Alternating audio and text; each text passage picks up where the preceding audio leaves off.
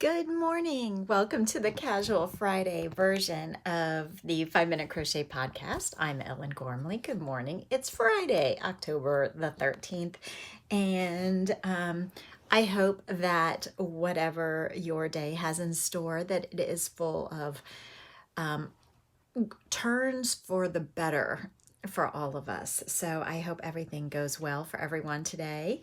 So I think it was Bonnie that had cataract surgery. Hope that all went well. Bonnie, if you're here and can chime in, that'd be great. If not, we'll catch you when you're ready. Hope everything was well. Excuse me.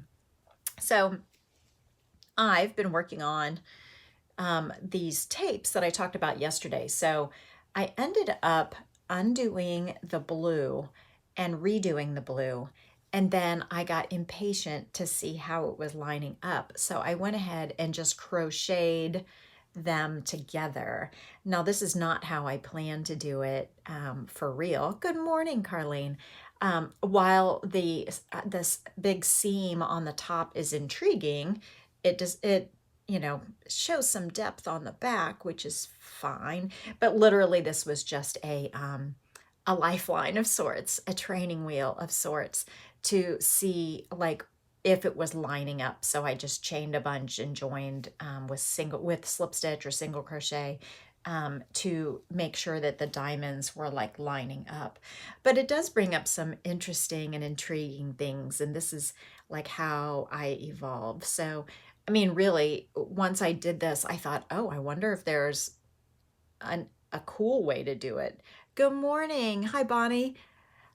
So if there was a way to, I could do shell stitches, or I could do something with some serious texture. I could turn this into a design element.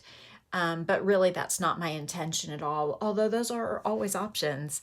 My intention was just to link them together so that I could see like how and where they would line up. Yeah, how are you feeling, Bonnie? Thank you, Carlene.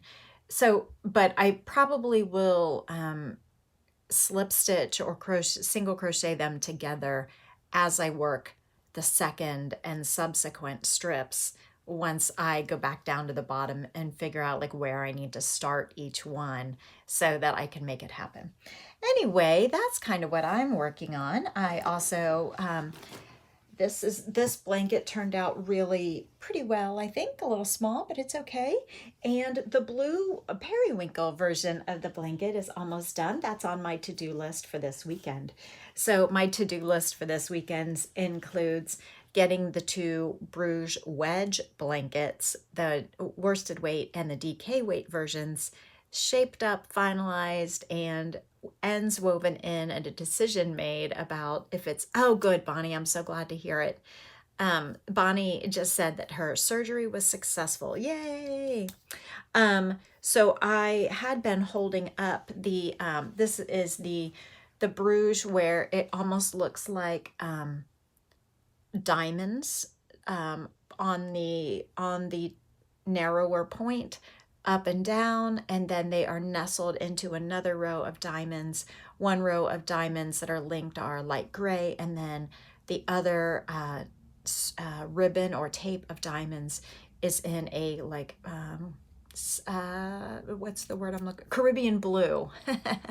Both in worsted weight, and the Caribbean blue is nestled, the widest part of the diamond, into the narrow points where the stacked gray diamonds are stacked on top of each other so that they are offset. And then I'm holding up the worsted weight Bruges wedge blanket in dusty gray, which is finished.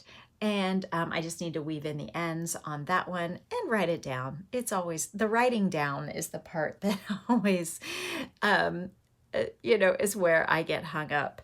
Then I am still working on the periwinkle blue one. So I'm holding up for you now the periwinkle blue DK weight.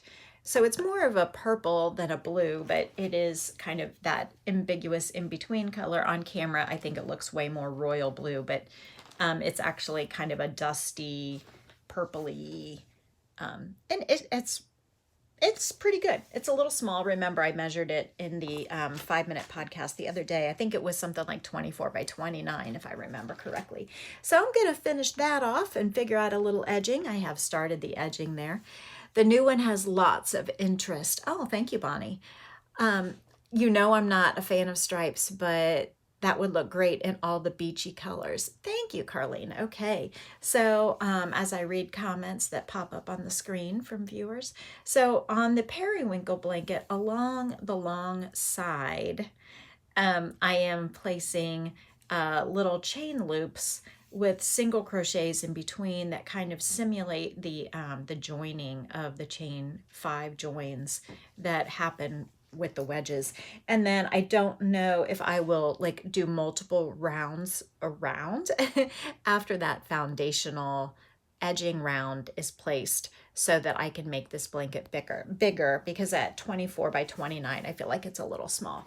But I think that's probably what I'm going to do. I'm probably going to just finish this one. This one will be the gift, and then I will evolve, and if I make another one, to make like the final version, that's the width and length that I want. And I kind of would rather be more like 30 by 36 or something like that. And so now that I have I have these 2 excellent swatches, huge swatches, I can do the math on what size the worsted weight, how many stitches I got per inch in the worsted weight, and then I can do a much better guess at how to get the finished size that I want. And now I have the swatch for the DK weight version too, so that can help me do the math. All right, I have to go for today. I hope you have a valuable and relaxing use of your time. Monday morning, I know I have a client first thing 8 a.m., so I will be here at a couple minutes before 8. I will create a schedule for you and put it on the community tab, because I have to work Monday morning at 8. I went ahead and blocked off my Tuesday morning so that I could go run. So I'll be here before 8 on Monday and Thursday.